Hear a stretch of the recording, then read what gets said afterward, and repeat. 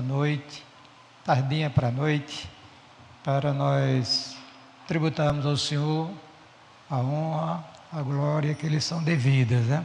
Isso é um privilégio muito grande que só quem tem é a igreja de Nosso Senhor Jesus Cristo. Quem está hoje na escala era o pastor Samuel, houve uma permuta, ele pregou no meu lugar domingo passado, eu estou pregando, o Valdo também está envolvido na escala, ele teve que mudar um pouquinho por circunstâncias que fugiram do nosso controle. Queridos, eu queria compartilhar com vocês uma porção das Sagradas Escrituras que se encontra na primeira carta que Paulo escreveu a Timóteo, no capítulo 3, versículo 14 ao versículo de número 16. Estou lendo na versão corrigida. Fiquem bem quietinhos, os irmãos também que se encontram aí na área coberta, os cantores, os músicos, fiquem também quietinhos em seus lugares para nós ouvirmos um pouco da palavra do Senhor. Escrevo-te estas coisas esperando e ver-te bem depressa ou em breve. Mas, se tardar, para que saibas como convém andar na casa de Deus, que é a igreja do Deus vivo, a coluna e firmeza da verdade. E sem dúvida alguma, grande é o mistério da piedade. Deus se manifestou em carne, foi justificado no Espírito, visto dos anjos, pregado aos gentios, crido no mundo, recebido acima na glória. Que Deus se digna nos abençoar com o que lemos neste momento nas Sagradas Escrituras. Vamos fazer uma oração breve, E eu peço que você faça oração também, porque, queridos, é o seguinte, eu já disse e torno a repetir, e vou sempre repetir: nenhum pregador tem poder, tem condição de falar o seu coração. Fala os seus ouvidos. Daí para frente é uma obra exclusiva da graça de Deus. Então é conveniente a gente, quando se programar, ou se arrumar, digamos assim, para o culto, nós peçamos a Deus que Ele graciosamente ministre as nossas almas, que tanto carecem dEle, porque se assim não acontecer, você vai entrar, vai ouvir e vai sair e nada acontece de transformador na sua vida. As reuniões da igreja são reuniões, em tese, transformadoras. Por quê? Porque Deus está presente em nosso meio, bendito seja o nome do Senhor. E um coração quebrantado, um coração desejoso, de ouvir a voz de Deus, com certeza Deus não vai deixar passar a oportunidade para ministrar a sua alma, que depende totalmente dEle. Lembrem-se que o Salvador, citando um texto de Deuteronômio, ele disse: nem só de pão viverá o homem, mas de toda a palavra que sai da boca de Deus. Então a oração, queridos, a assistência do Espírito é desejável, evidentemente, e oportuna, Diga amém. Que nós queremos ouvir a voz do Senhor, esta voz que é poderosa, que é cheia de majestade. Pode ser quem for, quem estiver pregando. Conta-se que Wesley foi para uma reunião, ele era ministro anglicano, mas não tinha tido uma experiência transformadora com Cristo. E passou muitos anos pregando, foi ministrar nos Estados Unidos, ele era inglês, foi para os Estados Unidos, pregar aos índios, ele disse: eu fui converter os índios, e quem é que vai me converter? Disse ele. E ele já estava desesperançado. Um dia ele foi a uma reunião na igreja, uma igreja pequenininha, e ele estava lá e assentou-se para ouvir. E quem estava ministrando a palavra não estava nem pregando, estava leu o texto e leu um comentário, leu mesmo, porque os puritanos geralmente eles liam, eles não pregavam, pelo menos alguns deles, Ele tinha os sermões tudo lidos, E ele foi lendo, e Deus foi ministrando a alma de Wesley e transformou aquele coração. E aí, meus irmãos, ali foi aquela experiência, foi uma experiência transformadora, e Wesley foi usado por Deus para mudar a face da Inglaterra num poderoso avivamento espiritual, e também que desembocou nos Estados Unidos da América do Norte. Então peça isso a Deus, que Deus é o Deus vivo, amém? Igreja do Deus vivo, coluna e firmeza da verdade. Então vamos orar. Pai, nós queremos te agradecer pela bênção de estar nesta noite em tua casa, diante de tua santíssima presença, para celebrar o Senhor, para fazer as nossas preces, também para ouvir, ó Deus, a tua santa e bendita tua palavra. Ser servido, Senhor, a ministrar nossas almas nesta noite, a ministrar a alma de todos aqueles que se encontram aqui nesse santuário, na área coberta com a extensão do santuário, e aqueles que estão nas redes sociais, aqueles que ainda hão de ouvir, ver este vídeo mais na frente, que sejam alcançados pelo poder transformador de nosso Senhor Jesus Cristo. Abençoe a reunião desta noite, ou melhor, dê continuidade à tua bênção na vida da igreja nesta noite, nesta reunião. Abençoe esse ministério, que ele cresça e prospere de uma forma sadia para a glória do Senhor. Assim nós oramos, suplicamos com gratidão, em nome de Jesus. Amém. Queridos, Paulo, ele escreveu 13 cartas apostólicas, 9 destinadas às comunidades locais, algumas delas da época, e 4 destinadas a obreiros, companheiros seus no ministério.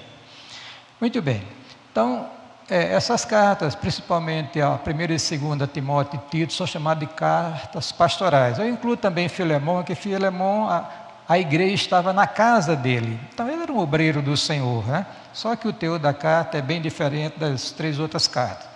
Então a ideia de Paulo era dar suporte, embasamento àqueles 3 ministros do Evangelho, no caso de Timóteo, Tito e Filemão, para que eles pudessem desenvolver de uma maneira adequada o ministério que lhes fora confiado. E estas cartas têm instruções maravilhosas para a vida da igreja, para a minha vida, para a sua vida e para todos aqueles que um dia vão abrir o texto sagrado para lê-las ou ouvir a santa palavra do Senhor. Então, dentre as recomendações que Paulo ministrou a Timóteo, então Paulo tinha uma preocupação, porque Timóteo parece que era um jovem assim meio medroso, né, acanhado, não era aquele obreiro assim que chegava e fazia acontecer, era mais discreto. E Paulo tinha sempre que estar empurrando Timóteo, né? E esta carta, ela teve essa finalidade também, junto com a outra, para dinamizar a vida espiritual, ministerial daquele jovem pastor chamado Timóteo. Muito bem. Então, no texto que eu li, a ideia que se tem aqui que Paulo pretendia visitar Timóteo e disse o seguinte: escrevo-te estas coisas esperando e ver-te bem depressa em breve. Mas, se tardar, disse ele, para que saibas como convém andar na casa de Deus. Aí ele continua, que é a igreja do Deus vivo, a coluna e firmeza da verdade. Aí em seguida ele que nós chamamos um hino cristológico. Ele diz o seguinte: sem dúvida alguma, grande é o mistério da piedade. Nós vimos hoje, né, Walter? O mistério, estamos estudando a carta aos Efésios na Escola Bíblica Dominical, você deveria estar presente conosco, se não pôde vir, pelo menos deveria ter acessado o YouTube para ouvir a ministração da palavra do Senhor. E nós vimos esta questão, esse mistério que estava oculto, que fora revelado aos seus apóstolos e profetas. Até a gente teve uma discussão depois muito bacana a expressão nossa aqui, né? Bem legal, bíblica, gostosa, no que se refere a quem eram esses apóstolos, né, que estavam, como foram instrumentos usados por Deus para a produção do cânon sagrado, e quem eram esses profetas também. Muito bem, mas eu queria aqui, irmãos, porque Paulo, ele adverte Timóteo a questão de andar de forma adequada, proceder de forma adequada, em relação à igreja. Olha, a igreja, queridos, dentro do programa redentor, depois da morte e ressurreição do Salvador, é o que existe mais importante aos olhos de Deus. Eu já disse aqui mais de uma vez, torno a repetir. Por quê? Porque a necessidade que o crente tenha consciência, principalmente aqueles que foram agraciados com ministério dentro da igreja, pastores, presbíteros e diáconos, tenham consciência do privilégio que eles têm de servir ao Senhor através da igreja e da grande responsabilidade atribuída por Deus para ele também.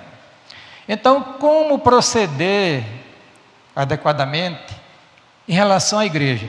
Evidentemente que Paulo, ele não descreve isto aqui. Eu vou ter que ir no Novo Testamento e no Velho Testamento como deve ser a vida de um crente ligado a uma comunidade local, que é a igreja do Deus vivo, onde ele ali foi estabelecido por Deus para fazer algumas coisas que eu vou daqui a pouco falar para os irmãos. Muito bem. E ele, aí abruptamente, digamos assim, Paulo introduz um cântico, um hino cristológico, além dele dizer que a igreja era a igreja do Deus vivo, coluna e firmeza da verdade, ele diz, começa agora a falar sobre o grande e glorioso Redentor. E volta e me chamou muita atenção essa expressão, Deus se manifestou em carne. E ele começa também aqui a mostrar sobre o estado de humilhação e exaltação de Cristo, que é o centro de todo o programa Redentor. É que nós deveríamos, irmãos, repensar nossa vida como cristãos e amarmos mais a Cristo. E tudo aquilo que Cristo tem interesse dentro desse programa Redentor. Então, queridos, isto posto, eu vou agora avançar um pouquinho e falar sobre como se deve proceder adequadamente com a igreja de nosso Senhor Jesus Cristo. Porque ele está dizendo aqui, para que saibais como proceder ou como andar na casa do Senhor. Queridos, a igreja é uma instituição divina.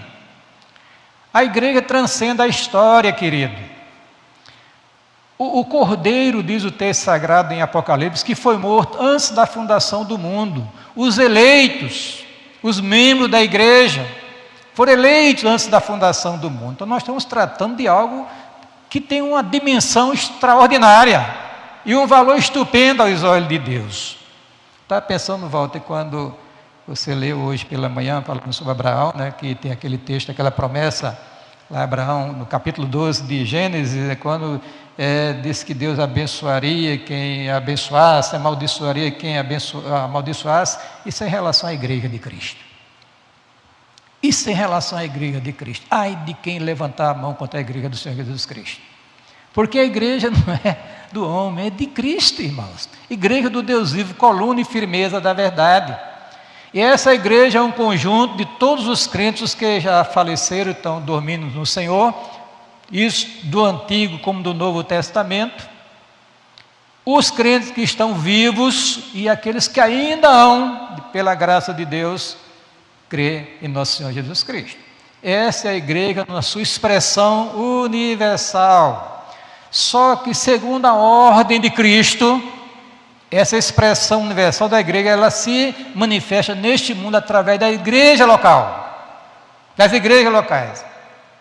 Olha, das cartas que Paulo escreveu, que foram 13, 9 irmãos, 9 foram destinados às comunidades locais da época, algumas delas, né? Porque tinha muitas igrejas, mas Deus, pela sua sabedoria, mandou para que fosse escrita a carta à igreja de Roma, a de Corinto, as igrejas da Galácia, Éfeso, Filipenses, Colossenses, em Colossos, em Filipos, em Tessalônica.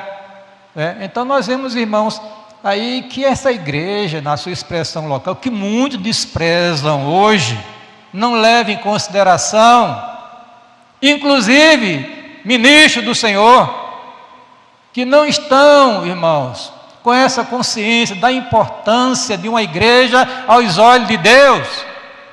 Igreja do Deus vivo, irmãos. Se você olhar as igrejas do Novo Testamento, você puxa que a igreja de Corinto, a barra era pesada lá.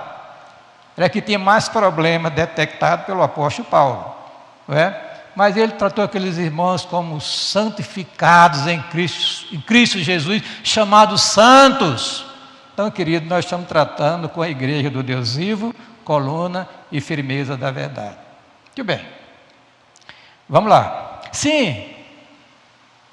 Além das 9 cartas que Paulo escreveu, o Senhor da igreja, escreveu 7, ou melhor, mandou que fossem escritas 7 cartas, ditou 7 cartas para as igrejas que estão lá registradas, identificadas no livro de Apocalipse. Éfeso, Esmirna, Pérgamo e assim por diante. Já chegando em Laodiceia. Então veja bem, isso é, como é importante a igreja local. Tem os desigrejados, aquelas pessoas que questionam a igreja porque tem problema, tem dificuldade. Essas pessoas laboram em erro. E aqueles crentes que também não estão nem aí, são meros assistentes, críticos da igreja até, estão laborando em erro e pecando contra o Senhor. O que é que você deve fazer pela igreja de Cristo? Primeira coisa, irmãos, é orar por ela e com ela. Vou repetir. Primeira coisa, como proceder em relação à igreja? Orar por ela e com ela. Ah, meu Deus do céu, como é triste observar que os nossos cultos de oração são os menos prestigiados pela igreja de Cristo. E parece que esse problema deságua na internet, nos nossos circuitos fechados, nas plataformas que Deus graciosamente colocou à nossa disposição para nós nos linkarmos e nos ajuntarmos para orar ao Senhor, irmãos. E eu fico observando ali quando o grupo dos homens, das mulheres, dos oficiais da igreja, do culto de oração aqui presencial, e eu vejo a maioria dos irmãos amados que têm celular, são ativos nas redes sociais, mas não se dignam e passar um minutinho na presença de Deus conosco, irmão. Misericórdia, como é que pode uma igreja dessa prosperar?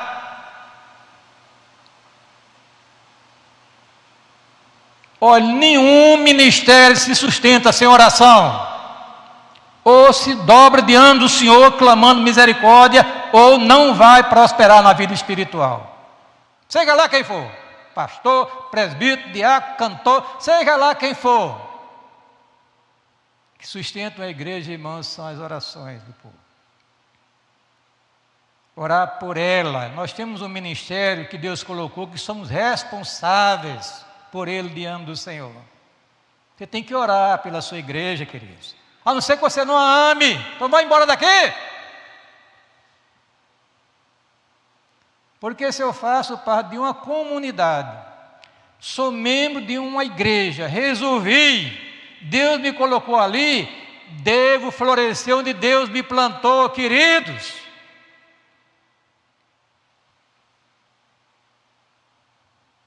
Considere esta palavra nesta noite. Diga amém. Eu sei que é dura, mas tem que dizer que sobre mim pesa a grande responsabilidade de exortar. Eu sou exortado por Deus, estou lhe exortando você nesta noite. Agora você aceita se quiser. Você que está me ouvindo na sua casa, aceita se quiser. Problema seu diante do Senhor. Um dia nós iremos prestar contas ao Senhor de nossa mordomia. Nos preocupamos com muita coisa. Esquecemos de passar um pouquinho de tempo orando pela igreja e com ela. É diferente. Conversando com o obreiro, não, eu estou orando. Sim, eu sei que você ora. Ou deve orar. Está falando, eu estou acreditando. Mas tem que orar conosco. Amém? Tem que se juntar conosco. Eu posso aqui passar a noite todinha citando os versículos, mas vou só citar alguns aqui. Olha, quando Moisés saiu do Egito, ou melhor, quando Israel saiu do Egito sob a liderança de Moisés, depois de passar o Mar Vermelho, eles se defrontaram com um problema muito sério. Os amalequitas que investiram contra Israel. O povo estava despreparado, não tinha organizado ainda o exército, não tinha ainda, tinha saído de uma opressão, tinha saído de muitas dificuldades. Aí o que acontece? Os amalequitas investem, era uma tribo saqueadora, investe contra Israel. O que fazer? Quais eram os recursos que eles poderiam ter disponíveis para enfrentar uma tribo guerreira, saqueadora, que vivia de roubo? Só tinha um caminho, a oração. É verdade que Moisés despacha Josué com algumas pessoas, com um grupo de homens, afoitos para enfrentar Amaleque, mas a Bíblia diz que Moisés, Arão e Ur subiram para o monte. Para quê, irmãos? Para orar a Deus. Eles sabiam que ter certas batalhas na vida só se vence com oração. Quando eu passei 32 anos com o pastor Catão ali naquela casa ali em Curidazaba, ali, para lá, E eu ouvi o testemunho dos obreiros que eu fui lá no velório, fui mais cedo, porque eu não queria ficar, porque tinha muita gente e eu queria evitar aglomeração, tal. Mas aí eu visitei a família, cheguei lá, e meus sentimentos cristãos, tal, etc, etc. E vim para casa e fui assistir o culto pelo YouTube. E ali vi o testemunho dos obreiros que foram criados naquela casa, falando sobre a importância que Catão dava à oração, queridos. Tanto orava individualmente, como orava com a igreja. Não perdia uma reunião, a não ser se estivesse doente, que raramente acontecia, sabia? 100 anos que ele morreu, raramente eu via Catão doente, a não ser uma vez com um acidente, que o carro que ele fraturou, parece que uma costela, alguma coisa lá, e ficou lá um tempo imobilizado. E assim mesmo, dirigindo o culto, volta da cama dele. O filho dele, Catão Júnior, instalou um som precário, ele lá com o microfone ministrava a palavra da cama. A igreja sentada, sem o pastor presente na casa dele, ele ministrando. Irmãos, olha, não dá para ter um ministério sadio sem oração. De todos. Então, esse caso aqui. Então, o texto diz que quando Moisés levantava as suas mãos, quem é que prevalecia? Israel, queridos. Quando as mãos de Moisés baixavam, porque o texto diz que eram pesadas, o que é que acontecia? O inimigo prevalecia. O que é que significa isso? É que quando nós oramos, queridos, nós permanecemos de pé. E Deus está conosco e nos dá a vitória, louvado seja o nome do Senhor. E quando nós deixamos de orar, tome fracasso. Eu não estou falando nem fracasso material, porque tem muita gente que não está orando e está progredindo financeiramente. Isso não vale nada aos olhos de Deus. Espiritualmente está caído, preciso se levantar, preciso orar mais, investir mais na oração, tanto particular como junto com a igreja, porque só assim nós seremos uma igreja sadia, vitoriosa, para a glória de Deus. E esse é o procedimento de um servo do Senhor, membro de uma igreja que é a coluna e firmeza da verdade. Valorize mais a oração. Quando Pedro estava preso, ou melhor, quando Herodes tinha matado já Tiago, irmão de João, apóstolo, os judeus gostaram e ele gostou também. Prende Pedro, esperando a oportunidade para cortar a cabeça dele também, o pescoço dele. Mas tinha um problema, tinha um negócio, que o texto diz que a igreja, o quê? Fazia contínua oração por ele a Deus. Então não era mais só uma pessoa, era a comunidade orando ao Senhor. E quando a comunidade orou, o que aconteceu? Deus operou, queridos. Deus operou. Manda um anjo, o anjo vai lá na prisão, ela é iluminada, as cadeias, as portas se abrem, e Pedro é liberto. E ele nem acreditava o que estava acontecendo. Ele disse, será que é um sonho? Nem a igreja que estava orando, nem acreditava, porque quando chegou lá, ele bateu a porta, aí é Pedro, aí não é o fantasma dele, eu sei, não, sou eu. Queridos, precisamos, como eu falei aqui, Paulo não cita isso aqui, no texto lido, mas você deixa a sua mente avançar um pouquinho, e você vai concluir pelos escritos sagrados que é dever do crente, o servo do Senhor, membro de uma igreja local, principalmente se for ministro do Senhor, diácono, presbítero ou pastor, tem a obrigação sagrada, além de viver uma vida de oração particular, orar junto com a igreja, com os seus pares, com aqueles que professam a fé em Jesus Cristo. Aí assim, nós estaremos procedendo adequadamente para com a igreja do Senhor. Segunda coisa, tem muitos textos aqui, mas envolventes com o seu trabalho. Oh, meu Deus do céu! Quantos crentes assistentes? É só assistir. É como se o trabalho da igreja não fosse relevante dentro desse programa divino. Queridos, não é assim. Nós estamos lidando com o que é mais precioso aos olhos de Deus. É a igreja do Deus vivo, coluna e firmeza da verdade. E ela está aqui para realizar a obra do Senhor, queridos. A adoração, edificação, proclamação e beneficência, cuidar do santo necessitado. Esta obra do Senhor tem que ser realizada por todos. E o crente professa a fé em Cristo, mas não está engajado. Não é enganjado não, essa palavra, quando fala, chega a no meu ouvido. Engajado, quem está integrado com a comunidade, dando a sua parcela de contribuição de acordo com os dons que Deus lhe deu. Na igreja primitiva, tinha uma mulher, viu, Léo? Tinha uma mulher que não sabia fazer muita coisa. Francisca, além de ser costureira, prega bem, né? Ministra a palavra, né? Mas a Dorcas só sabia costurar. Aí alguém já disse que era uma agulha a serviço do Senhor.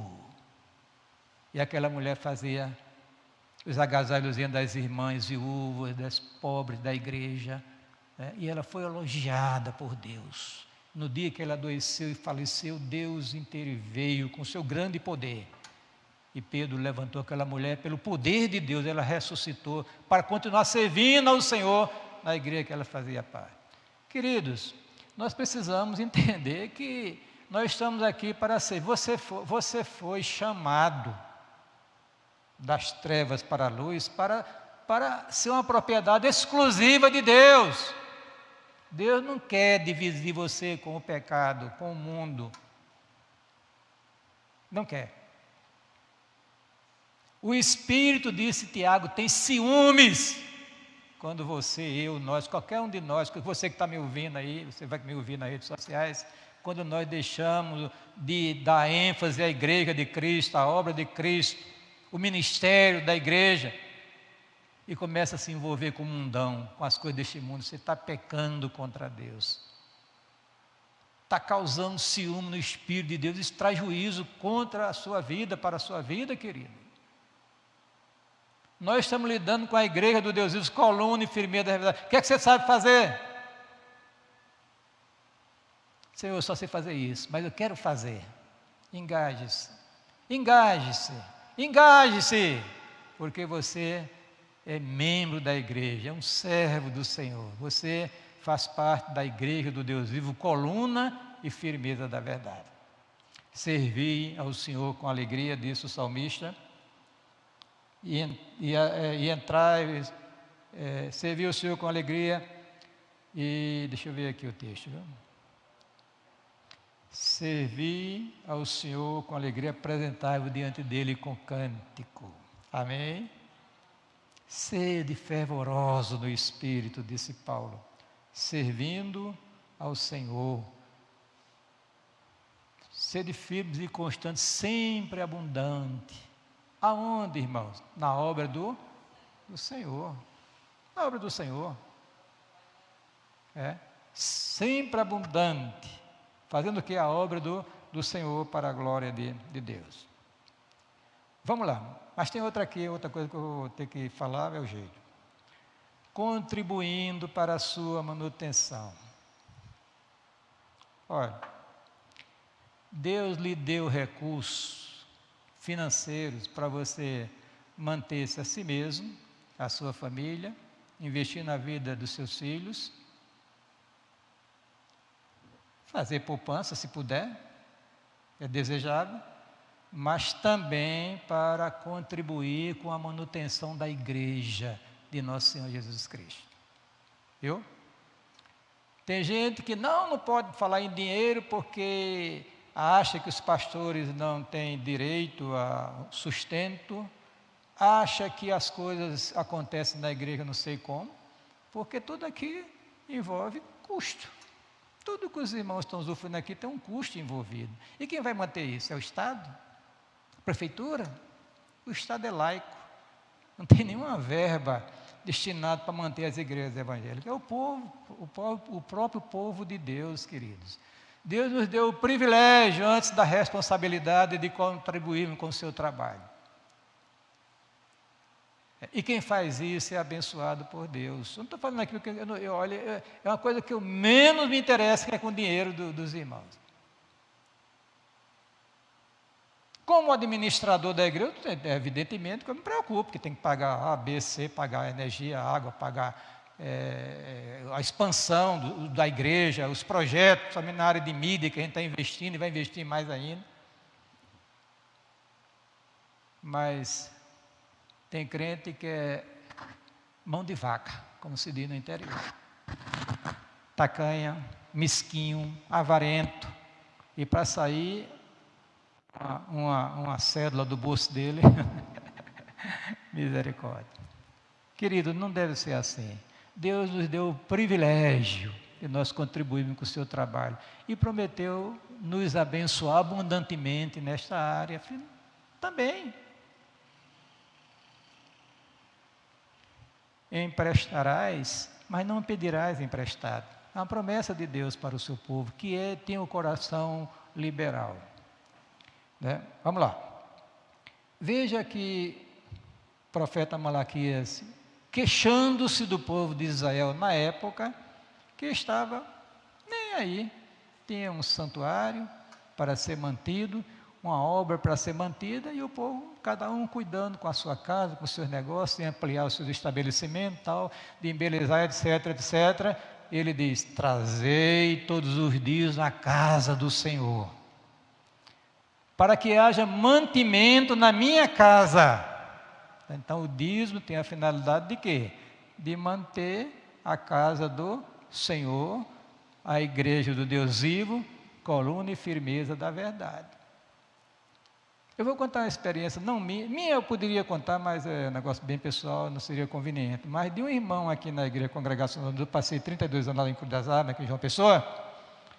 O negócio dele, irmãos, eu já disse aqui, era uma banquinha que vendia as coisas de fogão, a válvula, a mangueira, as grelhazinhas.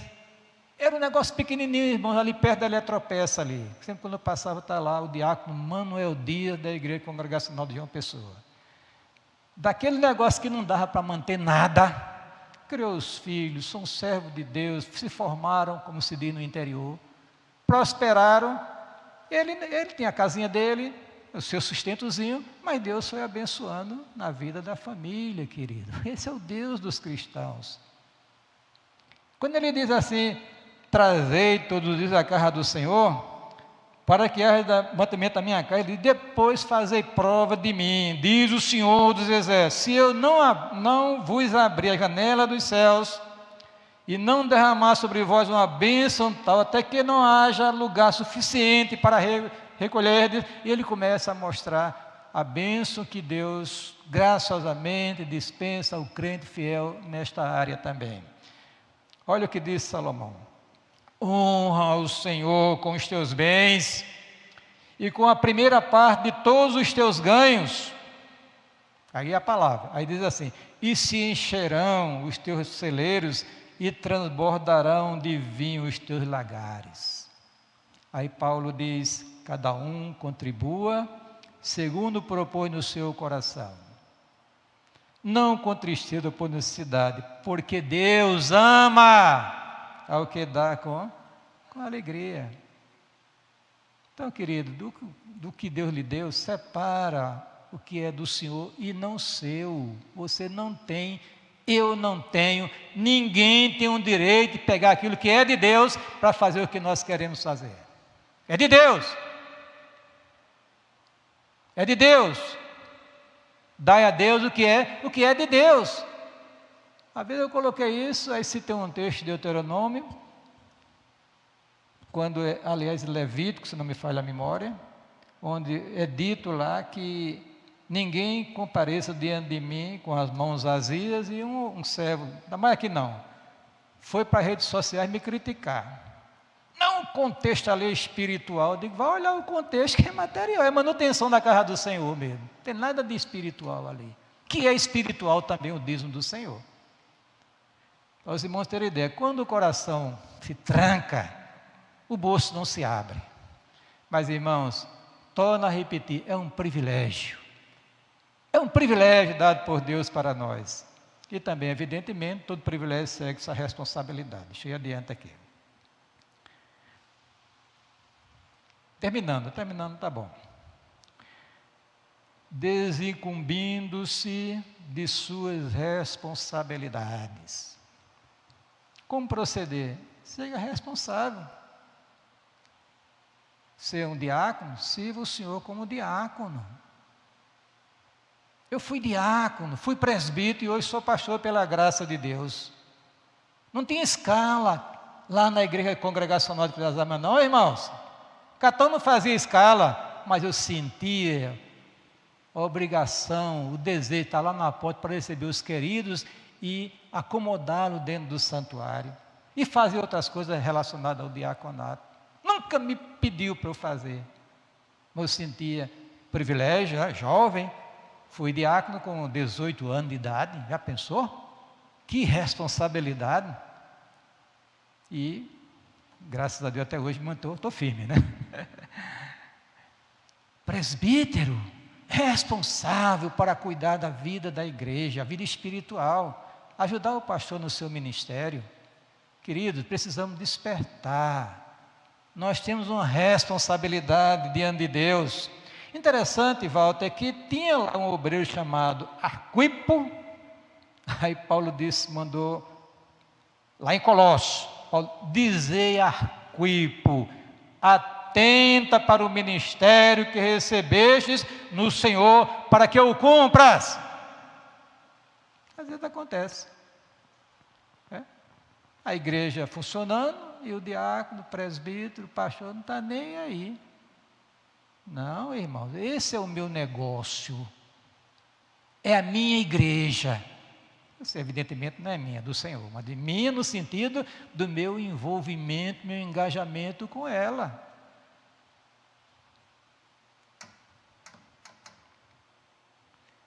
O próprio Timóteo, Paulo disse assim, mas tu se sobre em tudo, sofre as aflições, faz a obra de um evangelista, cumpre o teu ministério. Agora vem as parábolas, as mensagens que Cristo deixou, né? Bem-aventurado aquele servo, que o seu Senhor, quando vier, achar servindo assim. Bem-aventurado. Bem-aventurados aqueles servos dos quais, quando o Senhor vier, achar vigiando. Em verdade vos digo que se cingirá e os fará sentar à mesa, e chegando os servirá. Vigiai, porque não sabeis o dia nem a hora que o Filho do Homem há de vir. Aí tem aqui uma parábola que ele falou, ele disse o seguinte, Salvador, né? Deixa eu ler aqui o texto para vocês aqui. Ele deixa aqui, só um minutinho. Porque isto é também como um homem que partindo para fora da terra, chamou os seus servos e entregou-lhes os seus bens. E muito tempo depois veio o senhor daquele servo e fez contas com ele, olha aí, contas com ele. E o seu senhor disse àquele que procedeu fielmente, bem está, servo bom e fiel, sobre o pouco foste fiéis, sobre o muito te colocarei, entra no gozo do teu Senhor. Querido, nós fomos privilegiados por Deus, né? Fomos escolhidos, alcançados, transformados,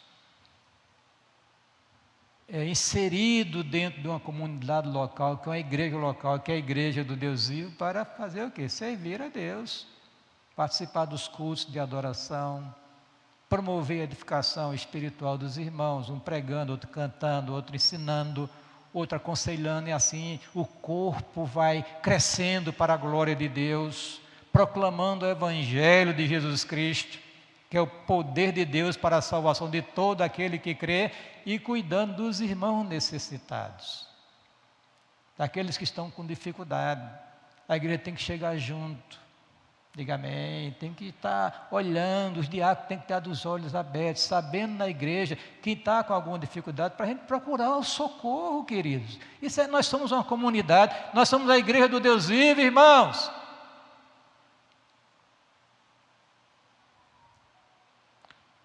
Conclusão. Amados, a igreja de Cristo, coluna e firmeza da verdade, é uma instituição divina, pronto. Que é a sentença. Sobre ela repousa a bênção de Deus. Sou membro dessa igreja pela vontade e graça de Deus. Como servo de Deus que somos, devemos viver em função da igreja de Cristo. A sua vida agora deve gravitar em torno da igreja de Cristo. Amém? É como se tivesse um grande imã e você fosse um imãzinho pequenininho, um ferrinho. Sendo atraído para a igreja. Aqui está a nossa casa, a nossa família, uma parte da família de Deus.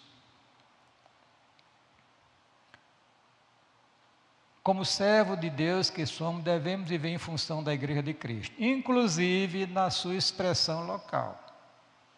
Aquele negócio, não, meu crente carreira solo, vou ali, vou acolá, e fica feito sei lá. Não é propósito de Deus para a vida de um servo de Deus. O propósito de Deus é que ele se congregue, que ele se junte a uma comunidade, que ele se dedique a servir ao Senhor. Alguém já disse que o crente deve procurar uma igreja, não necessariamente mais perto fisicamente dele, mas sim mais perto da Bíblia Sagrada, que é a igreja, né? Então, essa igreja atende esse pré-requisito. E nós ministramos a palavra do Senhor. Nós celebramos os sacramentos.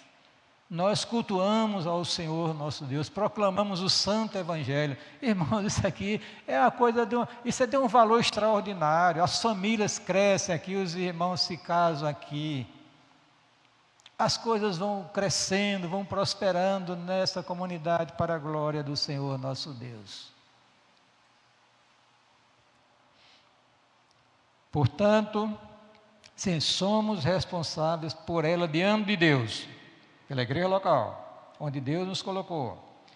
Portanto, devemos proceder para com ela de acordo com as Sagradas Escrituras, orando por ela e com ela, engajando-se em seus trabalhos, contribuindo financeiramente para a sua manutenção, pois fazendo assim, nos desincumbiremos de nossa responsabilidade para com a igreja de Deus diante dele. Que Deus tenha misericórdia de mim e de você também, de você que está me vendo aí nas redes sociais. Que você desperte, se apegue à sua igreja, se envolva, ponha essa disposição do Senhor através dela. Seja um crente atuante, um crente operoso, e não um mero assistente, indiferente, está nem aí. Misericórdia, misericórdia, misericórdia, irmãos. Precisamos despertar. Aí cabe aquela palavra que Paulo escreveu à igreja de Éfeso: desperta, ó tu que dormes. Levanta-te dentre os mortos e Cristo te esclarecerá. Que Deus nos abençoe em nome de Jesus. Quer cantar comigo? Santo Espírito, enche a minha vida, pois com Cristo eu quero brilhar. Santo Espírito, enche a minha vida, usa minhas almas